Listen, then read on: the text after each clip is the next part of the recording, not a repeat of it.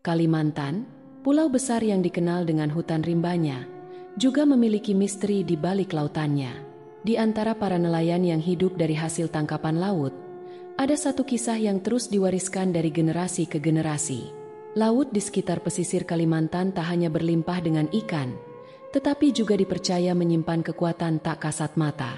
Di tempat-tempat tertentu, lautan menjadi wilayah kekuasaan kerajaan gaib yang tak terlihat, yang dipimpin oleh makhluk laut berkekuatan magis.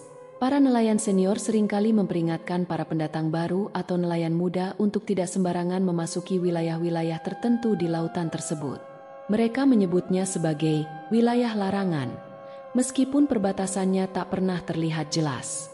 Hanya ada tanda-tanda tak langsung yang digunakan para nelayan untuk mengidentifikasi batas tersebut. Ombak yang tiba-tiba menjadi lebih tenang, atau arus yang terasa seperti menarik kapal lebih dalam ke laut. Cerita-cerita aneh beredar tentang mereka yang nekat melanggar batas tak terlihat itu. Ada kisah tentang nelayan yang tak pernah kembali setelah memutuskan untuk melaut di wilayah tersebut. Kapal-kapal yang hilang tanpa bekas atau ditemukannya perahu kosong terombang-ambing di tengah laut, menambah keyakinan bahwa wilayah tersebut memang dijaga oleh kekuatan gaib. Mereka yang berhasil kembali seringkali mengalami kebingungan, hilang ingatan, atau bahkan tak bisa bicara lagi. "Jangan sekali-kali melaut di sana saat malam hari," ujar Pak Arman, nelayan tua yang sudah berpuluh tahun hidup di pesisir Kalimantan. Suaranya berat dan bergetar, seolah-olah ia pernah menyaksikan sendiri sesuatu yang mengerikan di lautan itu. "Kita mungkin bisa melawan ombak dan badai, tapi kita tak bisa melawan mereka." Ia tidak menjelaskan siapa, namun setiap orang di desa tahu apa yang ia bicarakan. Mereka adalah para penguasa kerajaan laut gaib, makhluk-makhluk yang hidup di kedalaman lautan yang tak pernah terjangkau oleh manusia. Para nelayan mempercayai bahwa makhluk-makhluk ini bukan hanya menjaga laut, tetapi juga menuntut penghormatan dari manusia. Mereka yang melanggar aturan atau mengganggu kehidupan laut seringkali mendapatkan balasan. Kecelakaan misterius, badai yang muncul tiba-tiba, atau bahkan kematian mendadak menjadi bagian dari kepercayaan yang tumbuh di kalangan masyarakat pesisir. Di sebuah desa kecil bernama Bontang, mitos ini menjadi lebih dari sekadar cerita pengantar tidur. Banyak yang menyebut telah melihat penampakan di malam hari, cahaya hijau samar yang muncul dari dasar laut, atau bayangan besar yang menyerupai istana megah di bawah air. Tidak ada yang bisa memastikan apa itu.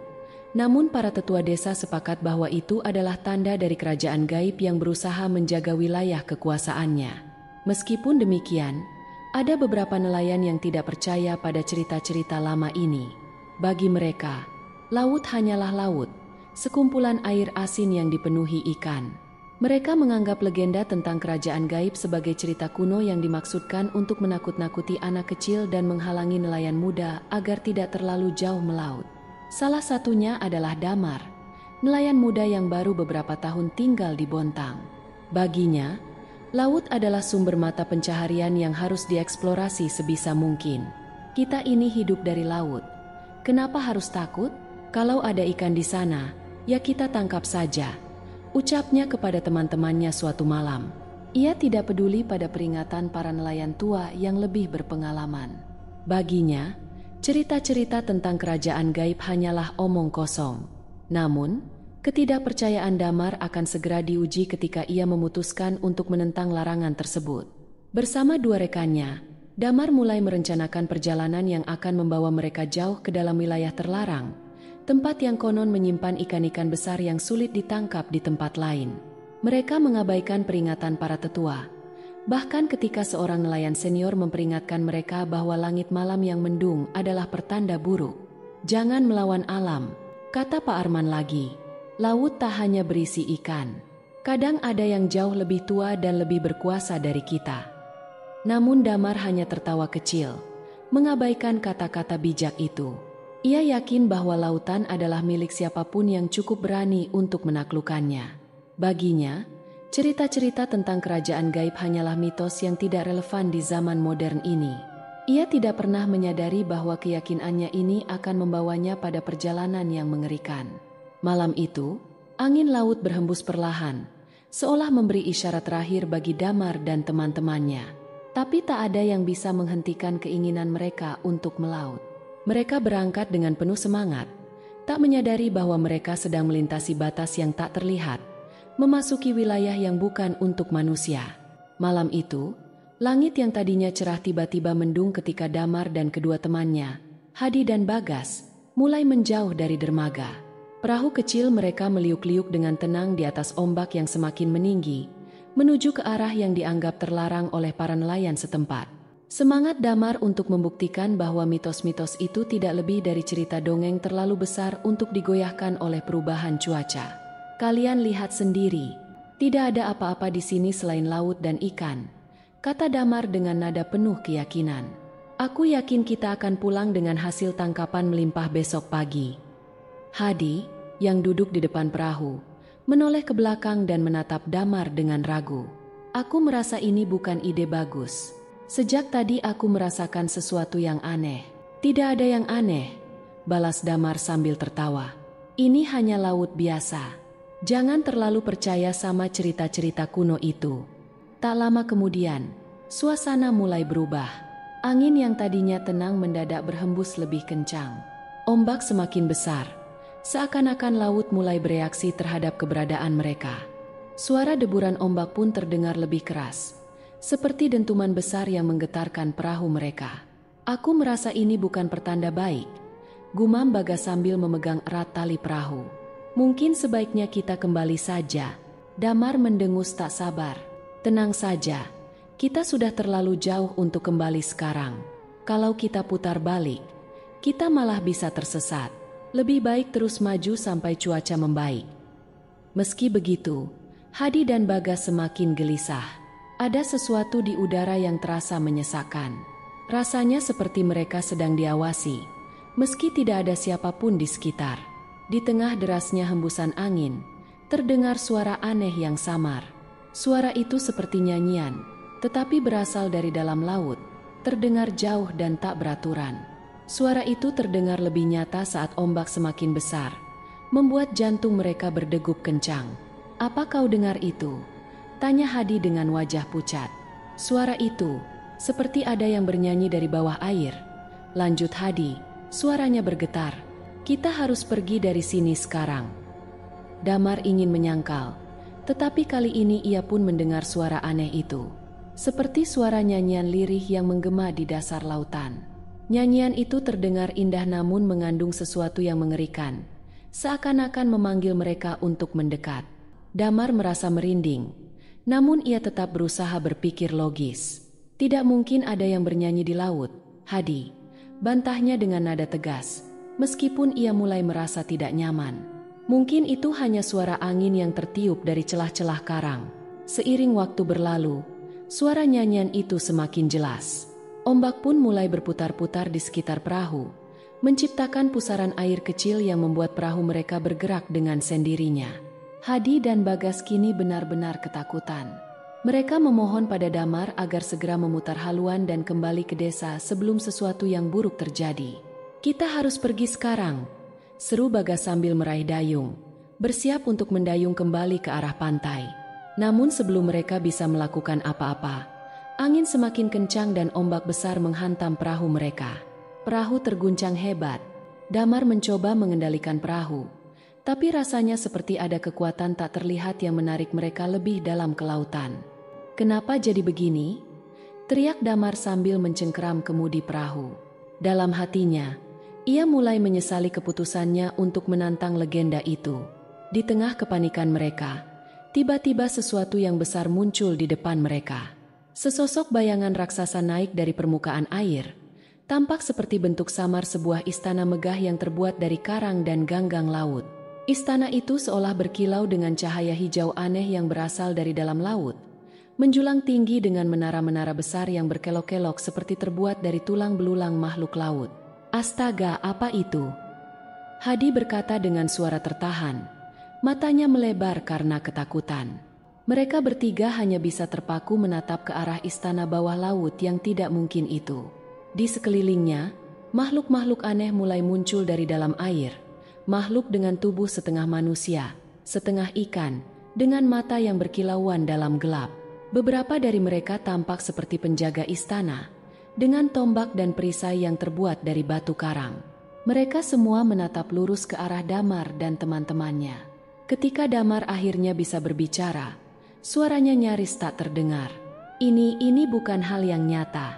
Sebelum Damar bisa memutuskan langkah berikutnya, sebuah suara gemuruh terdengar dari dasar laut. Suara itu datang dari sosok besar yang muncul dari kegelapan. Sosok perempuan dengan tubuh setengah ikan, mengenakan mahkota yang terbuat dari mutiara dan karang. Wajahnya dingin, penuh wibawa, dan ia menatap mereka dengan pandangan yang menembus jiwa. Kalian telah melanggar batas wilayah kami. Suara makhluk itu menggema, menghantam telinga mereka seperti dentuman ombak besar. Dan kalian akan membayar untuk lancangan kalian. Ia baru menyadari bahwa mitos yang selama ini ia abaikan ternyata nyata, dan ia telah membuat kesalahan besar. Saat sosok raksasa itu muncul, Damar merasa jantungnya seperti berhenti berdetak. Di hadapannya, sosok perempuan dengan tubuh setengah manusia dan setengah ikan, tampak mengambang di atas permukaan air. Wajahnya cantik, namun ada sesuatu yang mengerikan dalam tatapannya. Seperti seorang ratu laut, makhluk itu mengenakan mahkota dari mutiara dan karang, dan suaranya bergema seperti guntur yang memecah keheningan malam. Kalian telah melanggar batas wilayah kami, ulang sosok itu dengan nada dingin, dan sekarang kalian akan membayar harganya. Damar, yang sebelumnya begitu berani dan menentang larangan, kini berdiri kaku, terpaku oleh ketakutan. Ia tak mampu bergerak, matanya terpaku pada sosok yang mengambang di hadapannya. Hadi dan Bagas, yang juga ketakutan, hanya bisa gemetar di sudut perahu. Wajah mereka pucat pasi. "Apa yang kau inginkan dari kami?" Suara Damar akhirnya terdengar. Makhluk itu tersenyum samar, tetapi senyumannya lebih menyerupai seringai yang menakutkan. "Kalian telah melanggar wilayah kekuasaan kami, kerajaan gaib yang tak boleh disentuh oleh manusia. Harga untuk pelanggaran ini adalah nyawa kalian, atau persembahan yang setimpal." Bagas panik dan berteriak, "Kita harus pergi. Ini semua salah. Kita tidak seharusnya datang ke sini." Ia berusaha meraih dayung dan mendayung sekuat tenaga, tetapi air di sekitar mereka seperti membeku, seolah tak bergerak sama sekali. Perahu mereka tetap di tempatnya, tertahan oleh kekuatan yang tak terlihat. "Kalian tidak bisa lari." Suara Ratu Laut itu bergema lagi. "Kalian telah masuk ke dalam wilayah kerajaan kami, dan kini kalian terperangkap di sini." Hadi memandang Damar dengan mata yang dipenuhi ketakutan. "Mar, apa yang harus kita lakukan? Kita harus keluar dari sini." Damar tidak tahu apa yang harus dijawab. Pikirannya penuh dengan rasa penyesalan. Ia telah meremehkan mitos-mitos yang selama ini dianggapnya hanya cerita kosong. Sekarang, ia dan teman-temannya terjebak dalam situasi yang tidak pernah ia bayangkan. Sementara itu, makhluk-makhluk gaib lainnya mulai muncul di sekeliling perahu mereka. Sosok-sosok dengan tubuh menyerupai ikan, namun memiliki tangan dan wajah seperti manusia, muncul dari dalam air. Mata mereka bersinar dalam kegelapan, memandangi Damar dan teman-temannya dengan tatapan yang penuh rasa ingin tahu dan kekuatan yang menakutkan. "Kita harus memberikan persembahan," kata Ratu Laut itu lagi. Suaranya kini terdengar lebih menekan. "Atau kalian semua akan hilang di dasar laut untuk selamanya." Damar mencoba berpikir jernih, tetapi pikirannya terlalu kacau. "Apa yang kau maksud dengan persembahan?" tanyanya, berusaha menahan ketakutannya. "Kerajaan kami menuntut jiwa manusia sebagai imbalan untuk melindungi keseimbangan antara dunia kami dan dunia kalian. Setiap beberapa dekade, manusia harus menyerahkan satu nyawa untuk menjaga kedamaian di laut ini," jelas makhluk itu. Nadanya seolah-olah ini adalah aturan yang tak bisa diganggu-gugat. Hadi dan Bagas semakin ketakutan. Bagas mulai menangis, sementara Hadi memegang erat tali perahu, seolah itu bisa menyelamatkannya. "Kita harus menyerahkan jiwa seseorang? Ini gila," seru Hadi dengan suara bergetar. Damar merasa dadanya sesak. Ia tahu, jika mereka tidak melakukan sesuatu, mereka semua mungkin akan hilang di laut ini, seperti nelayan-nelayan lain yang menghilang sebelumnya. Namun, menyerahkan nyawa salah satu dari mereka sebagai persembahan bukanlah pilihan yang bisa ia terima begitu saja. "Kami tidak akan menyerahkan siapapun." Damar akhirnya berteriak, "Biarkan kami pergi." Kami akan meninggalkan wilayahmu dan tidak akan pernah kembali. Ratu Laut itu tersenyum lagi, kali ini dengan ekspresi dingin. Kalian sudah terlambat untuk melarikan diri. Tidak ada jalan keluar dari sini, kecuali kalian memberikan persembahan. Jika tidak, kalian semua akan tenggelam ke dalam kedalaman laut ini, dan tak ada yang akan menemukan kalian lagi. Tiba-tiba, ombak di sekeliling mereka mulai bergerak dengan aneh. Laut yang tadinya tenang kini berubah menjadi gelombang besar yang berputar, menciptakan pusaran air yang perlahan menarik perahu mereka ke dalamnya. Suara nyanyian yang aneh terdengar lagi, lebih keras dari sebelumnya, dan semakin membuat suasana terasa mencekam. Damar, Hadi, dan Bagas kini berada dalam situasi yang sangat genting.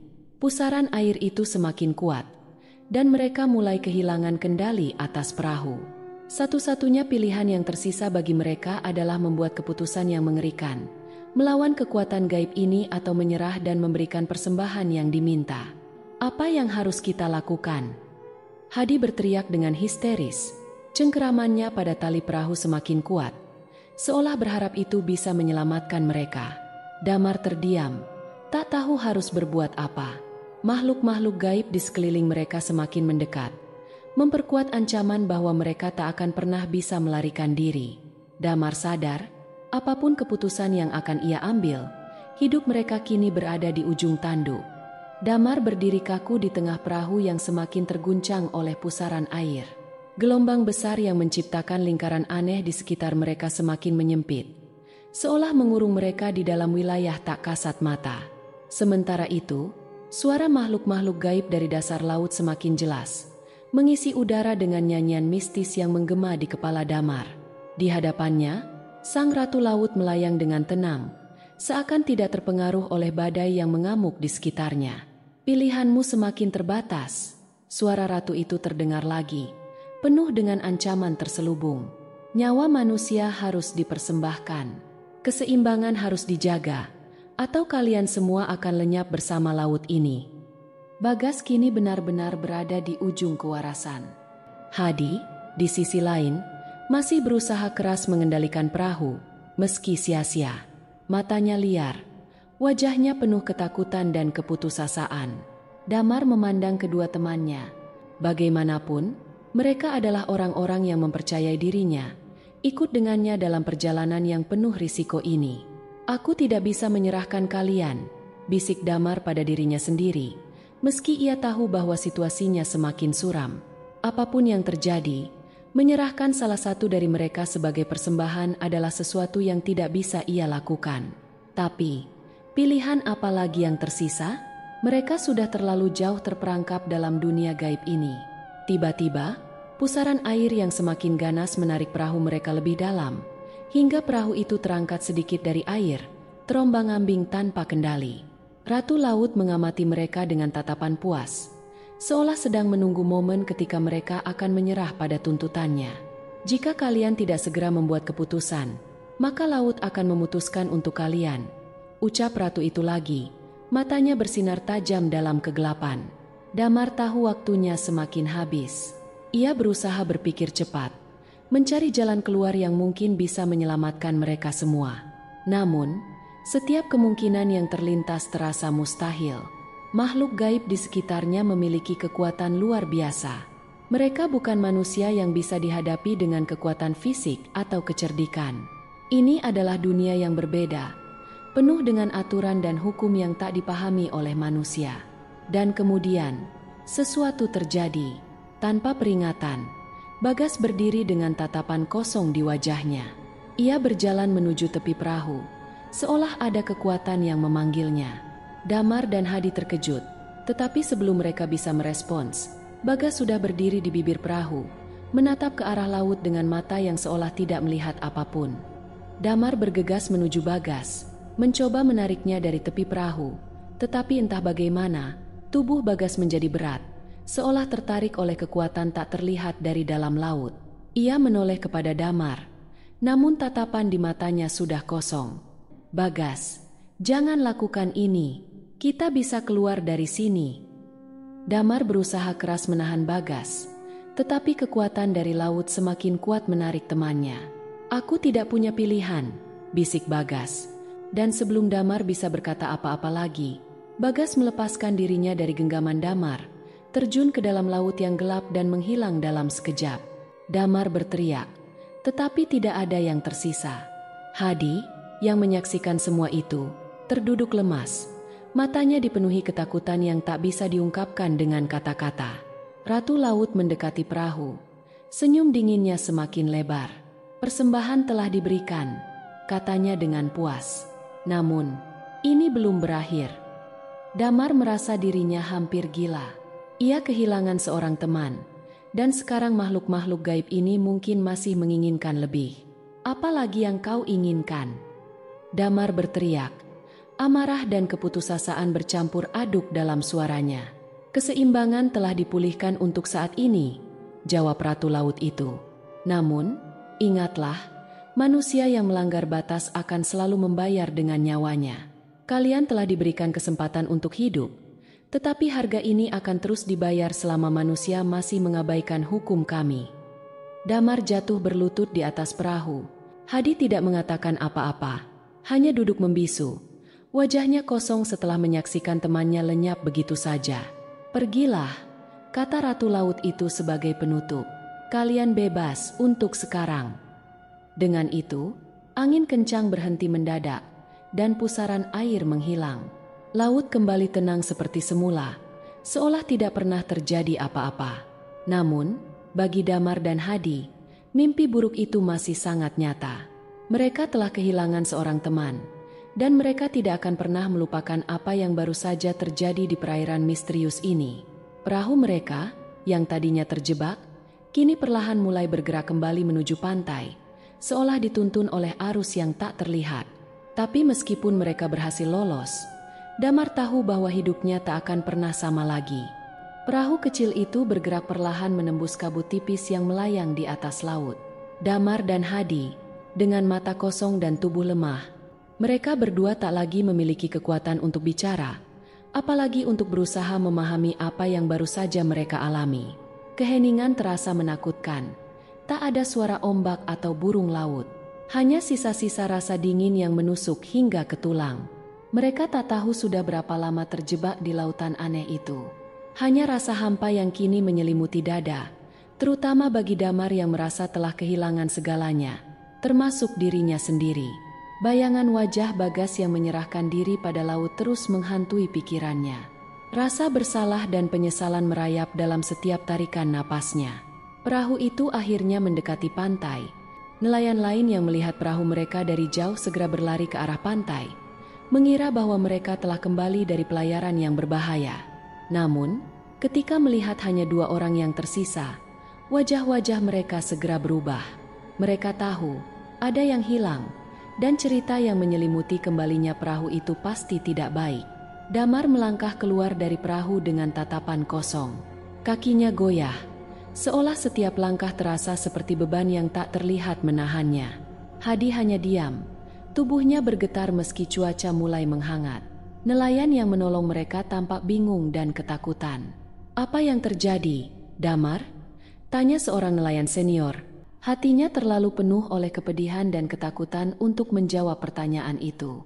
Namun, keheningan dan air matanya sudah cukup memberikan jawaban bagi para nelayan lainnya. Mereka tak perlu mendengar detail dari mulut Damar untuk memahami bahwa ada sesuatu yang sangat salah dengan apa yang terjadi di lautan itu. Kabar hilangnya Bagas dan kembalinya Damar serta Hadi dengan selamat namun dalam kondisi traumatis segera menyebar ke seluruh desa. Desas-desus tentang kerajaan gaib di laut kembali dibicarakan dengan lebih intens, dan peringatan tentang area terlarang di lautan itu semakin keras digaungkan. Banyak yang menganggap bahwa Damar dan Hadi telah melanggar batasan yang seharusnya tidak boleh disentuh oleh manusia, dan mereka membayar harga yang mengerikan.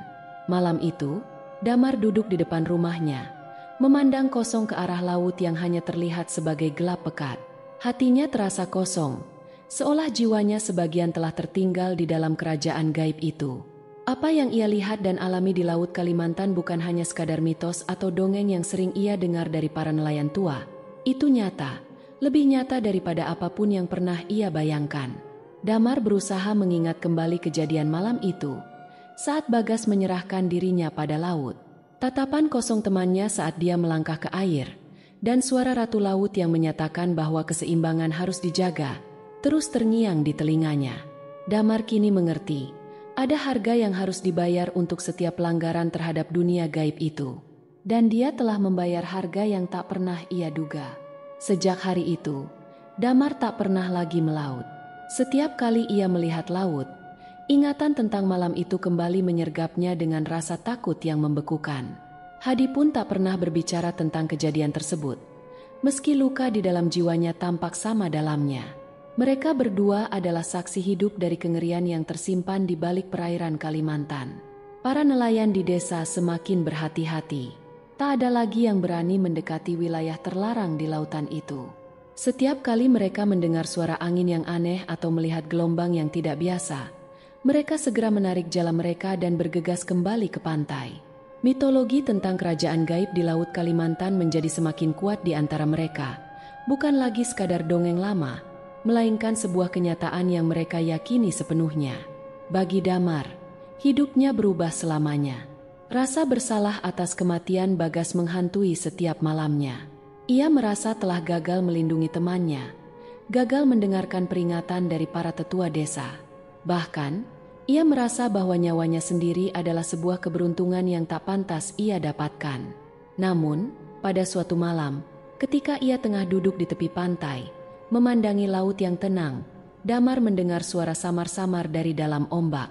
Suara itu terdengar seperti nyanyian yang pernah ia dengar di malam mengerikan itu.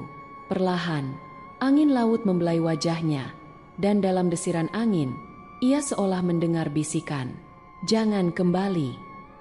Sejak saat itu, Damar tak pernah lagi mendekati laut, dan kisah tentang kerajaan gaib di Laut Kalimantan menjadi peringatan yang terus diingat oleh setiap generasi nelayan di desanya.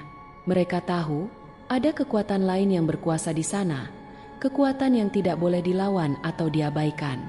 Laut Kalimantan bukan hanya sekadar perairan luas, tapi juga rumah bagi kerajaan gaib yang tak terlihat, namun nyata keberadaannya.